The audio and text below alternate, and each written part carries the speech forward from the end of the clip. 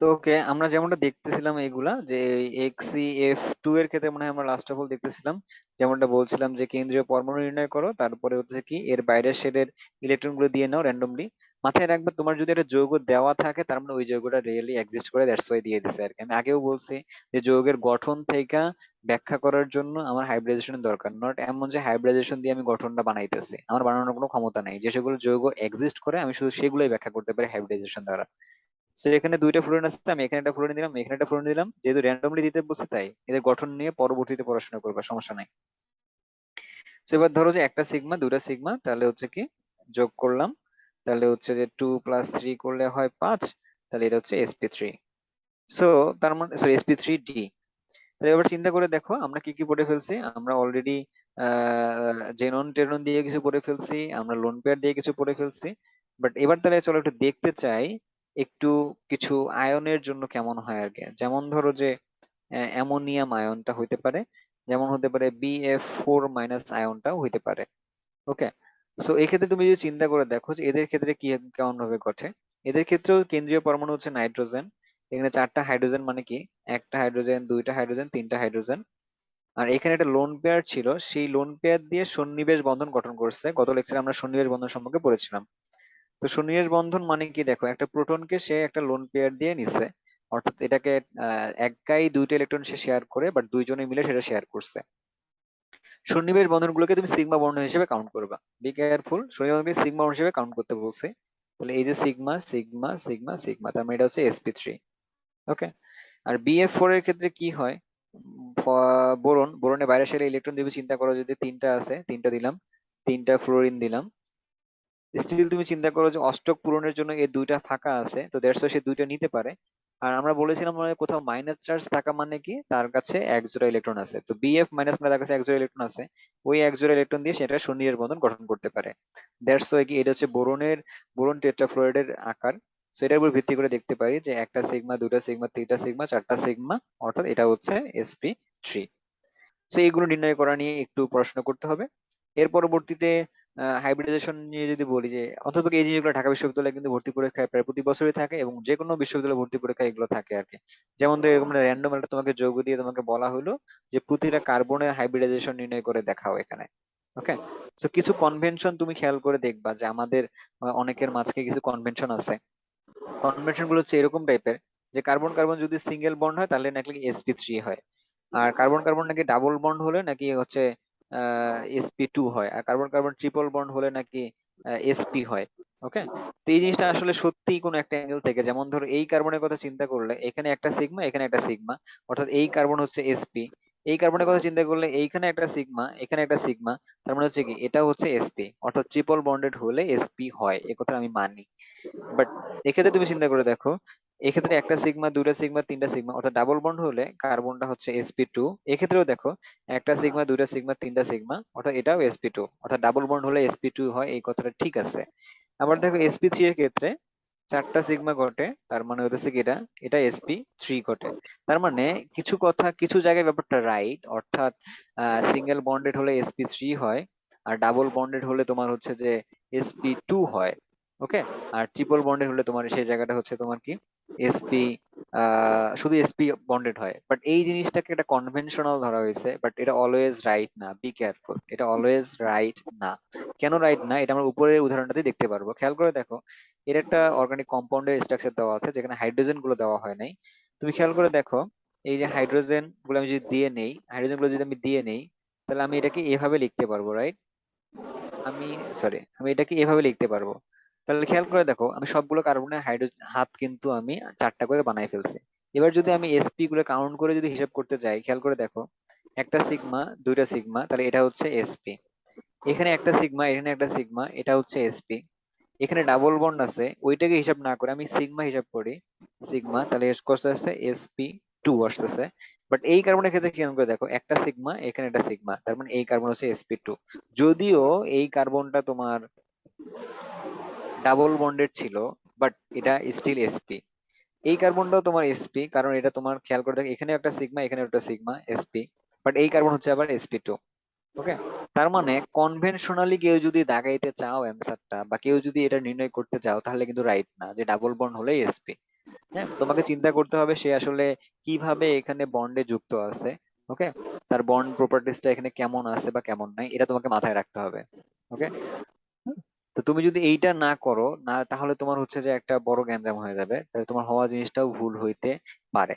আর এই জিনিসগুলো বারবার আমি বলতে চাচ্ছি যে এই জিনিসগুলো ঢাকা বিশ্ববিদ্যালয়তে ভর্তি পরীক্ষা থেকে শুরু করে বিভিন্ন ভার্সিটি ভর্তি পরীক্ষায় এই জিনিসগুলো আসে। ওকে, যেমন ধরো যে কি কি আসে এখান থেকে। এখান থেকে হতে পারে তোমাকে নির্ণয় করতে বলে যে এসপি অনুপাত sp2 অনুপাত sp3 কত হবে।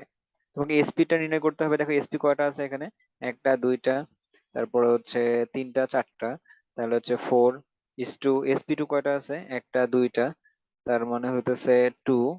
আর sp3 কয়টা আছে, sp3 এখানে একটাই আছে, তার মানে হইতেছে আলটিমেটলি 1। তাহলে এইটা কিন্তু অ্যান্সার। মানে তোমাকে হচ্ছে এইরকম প্রশ্নগুলো ঢাকা বিশ্ববিদ্যালয় ভর্তি পরীক্ষা থেকে শুরু করে ভার্সিটি বিভিন্ন ভর্তি পরীক্ষা চাইছে। যেহেতু তুমি এখনো academic student, I hope so যে তুমি ভর্তি পরীক্ষা নিয়ে বেশি বদার না হয়ে তোমার একাডেমিক পড়াশোনার প্রতি বেশি বদার হও। তোমার একাডেমিক পড়াশোনাটাই সবচেয়ে বেশি গুরুত্বপূর্ণ। এমনটা না যে তোমার ভর্তি পরীক্ষা একাডেমিক পড়াশোনার বাইরে কিছু আসে। তুমি যে বা যারা ভালো করে একাডেমিকটা পড়ে তার জন্য ভর্তি পরীক্ষা খুবই সহজ। সো বি কেয়ারফুল, এগুলো ভালো করে পড়ো। সো এই প্রশ্নটা একটু সবাই প্র্যাকটিস করবে যে কোনো একটা স্ট্রাকচার ড্র করে। আর দ্বিতীয় আরেকটা প্র্যাকটিস করবা, এখানে আরো একটা প্রশ্ন হয় সিগমা অনুপাত পাই কত, এটা বের করার জন্য। খেয়াল করে দেখো, এই যে একটা সিগমা, দুইটা সিগমা, তিনটা সিগমা, চারটা, পাঁচটা, ছয়টা, তারপর হচ্ছে কি তোমার কি এই যে সাতটা, আটটা, নয়টা, দশটা, এগারোটা, বারোটা, বারোটা সিগমা। আর পাই হচ্ছে কয়টা আছে, একটা দুইটা তিনটা চারটা পাঁচটা, তাহলে 5:2 এরকম, 12। সো 12:5। সো এই ধরনের প্র্যাকটিস গুলো তুমি যদি একটু করে রাখতে পারো, তাহলে দেখা যাবে যে তোমার এখনকার পড়াশোনাটা যেমন গুরুত্বপূর্ণ বা হচ্ছে, তাহলে তোমার পরবর্তীটাও গুরুত্বপূর্ণ হইতেছে। So এখন থেকে নিজেকে প্রিপেয়ার করো আর কি। তো ভাইয়া, এবার চলো। হ্যাঁ ভাই বলো। ভাইয়া আমার যে BF4 মাইনাস দিয়ে যেটা করলাম ওটা একটু আরেকবার বুঝাই দিলে ভালো হতো। শিওর শিওর শিওর শিওর, দেখো। আচ্ছা, তো চলো একটু এইটাই একটু দেখি, ও যদি এই জিনিসটা বলছে আর আমরা আরেকবার এটাকে দেখে আসি আর কি। আমরা আরেকটা পেজ নিয়ে দেখে আসি, কোনো সমস্যা নাই। সো দেখো যে কি বলছি, BF4 মাইনাস। ওকে, তো মাথায় রাখতে হবে এই কম্পাউন্ড আসলে তৈরি হয়েছে কেমনে। তুমি যদি একটু ডিটেলস আমরা বলি, এই জিনিসটা আসলে তৈরি হয়েছে এমনি যে BF3 এর সাথে, সরি, এটা তৈরি হয়েছে এরকম, BF3 এর সাথে F- এইটা যুক্ত হওয়ার মাধ্যমে এটা তৈরি হয়েছে। এটা কেমনে হয়েছে, আমরা যদি দেখি যে বোরন হচ্ছে কেন্দ্রীয় পরমাণু, এর বাইরের সাথে তিনটা ইলেকট্রন। সো একটার সাথে একটা ফ্লোরিন, আরেকটার সাথে আরেকটা ফ্লোরিন, আরেকটার সাথে আরেকটা ফ্লোরিন। এখন দেখো বোরন একটা লুইস বেজ কেন, কারণ এর দেখো যে দুইটা ইলেকট্রনের ডেফিসিয়েন্সি আছে। আমরা জানি অষ্টক নিয়ম অনুসারে একটা পরমাণু সর্বস্থ স্তরে যেমন 8টা ইলেকট্রন থাকতে হয়, হইলে সেটা হচ্ছে কি স্টেবল হয়। বাট এর এখনো দুইটা নেওয়ার ক্ষমতা আছে, দ্যাটস ওয়াই সে কি করতে পারে, এরকম কোন একটা কম্পাউন্ড যাদের ইলেকট্রন দেওয়ার ক্ষমতা আছে, সেটা হইতে পারে ফ্লোরাইড, হ্যাঁ সেটা হইতে পারে অ্যামোনিয়া, যাদের একজোড়া ইলেকট্রন আছে, সেটা হইতে পারে H2O, এসে এদের সাথে যুক্ত হইতে পারে। এখানে সে কার সাথে যুক্ত হয়েছে, ফ্লোরাইডের সাথে যুক্ত হয়েছে। আমরা বলেছিলাম যে যেখানেই মাইনাস চার্জ আছে সেখানে এক জোড়া ইলেকট্রন আছে। তার মানে হচ্ছে কি এইটা একে এরকম করে দিল যেটা হচ্ছে সন্নিবেশ বন্ধনের মাধ্যমে যুক্ত হয়েছে। তার মানে এই পুরো স্ট্রাকচারটা আমরা যদি চিন্তা করে দেখি, তাহলে দেখা যেতেছে যে সন্নিবেশ বন্ধনকে যদি আমরা সিগমা বন্ড কাউন্ট করি, তাহলে একটা সিগমা, দুইটা সিগমা, তিনটা সিগমা, চারটা সিগমা। দ্যাটস ওয়াই হইতেছে তোমার কি sp3 হাইব্রিডাইজড। ক্লিয়ার? হ্যাঁ ভাইয়া। ওকে, এবার চলো যে আরেকটা জিনিস দেখতে হয় যে যদি আমাদের কখনো পরীক্ষায় লিখতে হয় বা এক্সপ্লেইন করতে হয় হাইব্রিডেশনের মাধ্যমে ডাবল বন্ড বা ট্রিপল বন্ডকে, তো ওটা একটু দেখে আসি কেমন হয়। ধরো যে আমার পরীক্ষায় বা আমার কাছে এইটা ব্যাখ্যা করতে বলছে যে মানে এটা নাম হচ্ছে ইথিন, ইথিনকে তুমি হচ্ছে হাইব্রিডাইজেশনের মাধ্যমে ব্যাখ্যা করবা। তো তুমি কেমনে ব্যাখ্যাটা করবা, কারণ এই ক্ষেত্রে দেখো সেন্ট্রাল অ্যাটম কিন্তু দুইটা, এই একটা কার্বন সেন্ট্রাল অ্যাটম, এই একটা কার্বন হচ্ছে central atom, CA central atom. Okay, তো আমাদের যেভাবে কাজটা করা দরকার বা পরীক্ষা যেভাবে লেখা দরকার, তোমার যে করা আগে সেন্ট্রাল অ্যাটম আলাদা করতে হবে এবং সেন্ট্রাল অ্যাটমের ইলেকট্রন কনফিগারেশনটা ড্র করতে হবে। ইলেকট্রন কনফিগারেশনের সময় অবশ্যই অবশ্যই তোমার শুধুমাত্র ইয়ারটা মাথায় রাখতে হবে, শুধুমাত্র হচ্ছে যোজ্যতা স্তরটা নিয়ে চিন্তা করলেই হয়ে যায়। ওকে, তো যোজ্যতা স্তর যদি আমি একটু ভেঙে, সরি 2p3 না 2p2। সো এটাকে করলে কি হবে দেখো, একটা এস আছে আর এখান থেকে তিনটা পি আছে। এখানে দেখা যাচ্ছে যে কি আহ এইটাতে ইলেকট্রন গুলো কেমনে থাকবে, এটা ডিপেন্ড করতেছে হাইব্রিডাইজেশনটা দেখে। আমরা যদি হাইব্রিডাইজেশনটা আগের থেকে নির্ণয় করে এসে দেখে থাকি যে এখানে sp2 হয়, তাহলে sp2 মানে কি একটা এস আর তিনটা পি মিলে হবে, রাইট? তাহলে এখানে চারটা ইলেকট্রন কেমনে হয়ে থাকতেছে, চারটা বিজোড় অবস্থায় যাবে, চারটা বিজোড় এই অবস্থায় থাকবে। হ্যাঁ, আমরা যে বলেছিলাম যে এক্সাইটেড অবস্থায় এরকম ভেঙে যায়, আলটিমেটলি এক্সাইটেড অবস্থায় ভাঙতে পারে এই জিনিসগুলা।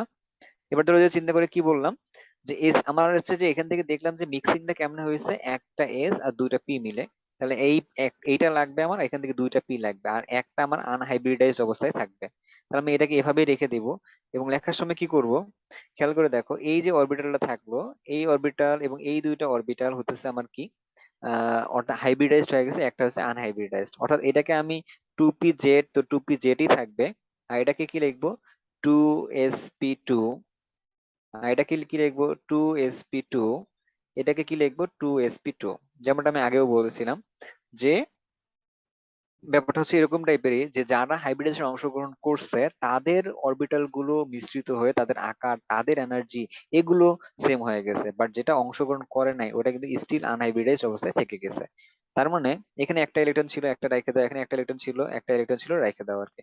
তো এইগুলোর উপর ভিত্তি করে তোমার এইগুলো হচ্ছে হাইব্রিডাইজড অরবিটাল, হচ্ছে আনহাইব্রিডাইজড অরবিটাল। তো এবার চলো আমরা যদি এইটার গঠনটা ড্র করি তাহলে কেমন হবে। তো কার্বন লিখলাম, কার্বন লিখলাম। এইটার হাইব্রিডাইজড অরবিটাল হচ্ছে তিনটা, অর্থাৎ একটা, দুইটা, তিনটা।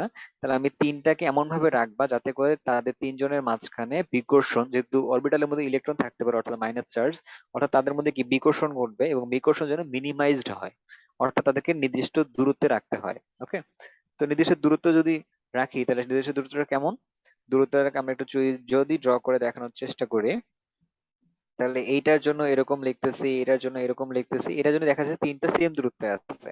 সো এটার ক্ষেত্রেও আমরা এরকম করে ড্র করব, তিনটার ক্ষেত্রে তিনটা সেম দূরত্বে রেখে দিব আর কি। ওকে, এবার ধরো চিন্তা করো একটা আছে আমার কাছে আনহাইব্রিডাইজড আছে, তো আনহাইব্রিডাইজডটাকে আমি এভাবে রেখে দিব। তো আনহাইব্রিডাইজডটা কিন্তু পি অরবিটাল। হ্যাঁ, এটা কিন্তু অনেকে, আমি মনে হয় কথা বলেছিলাম কিছু কারো কারো মানুষের সাথে, তারা অনেকে ভেবেছিল যে এটা হচ্ছে এরকম, যে পি অরবিটালের উপরে যে লোবটা থাকে সেইটা।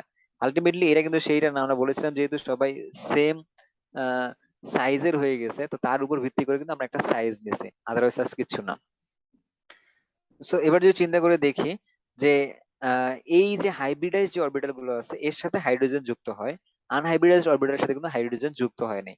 সো হাইড্রোজেন এখানে ছিল কয়টা, তুমি চিন্তা করে দেখো, এখানে হাইড্রোজেন ছিল, এই কার্বন সাথে দুইটা ছিল, তার মানে এইখানে একটা হাইড্রোজেন, এইখানে একটা ছিল, এইখানে একটা হাইড্রোজেন, এইখানে একটা হাইড্রোজেন, এখানে একটা হাইড্রোজেন, তার মানে ওর হাইড্রোজেন গুলো আমরা ড্র করে ফেলছি। আর আনহাইব্রিডাইজ অরবিটাল গুলো হচ্ছে ল্যাটেরাল বা পাশাপাশি হচ্ছে এরা তোমার আহ মানে নিজেকে অতিক্রমণ করবে, অর্থাৎ তারা হচ্ছে পাশাপাশি এভাবে যুক্ত থাকবে।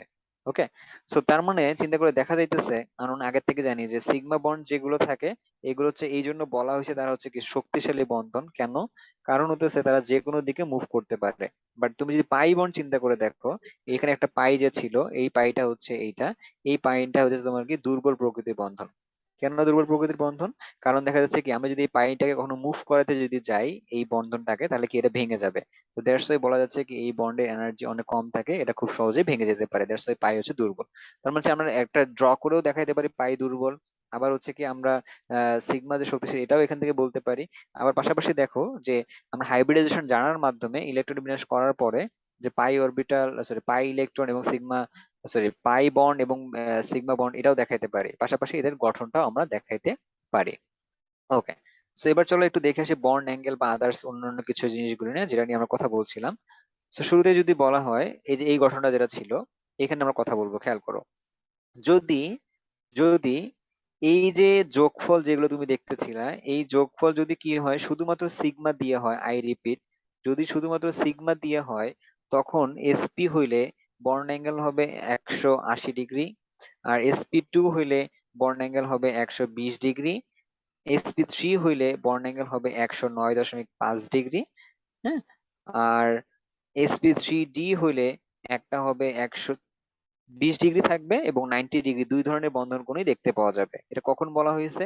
যখন শুধুমাত্র সিগমা বন্ড দিয়ে এই যোগফল গুলো আসবে ভাইয়া।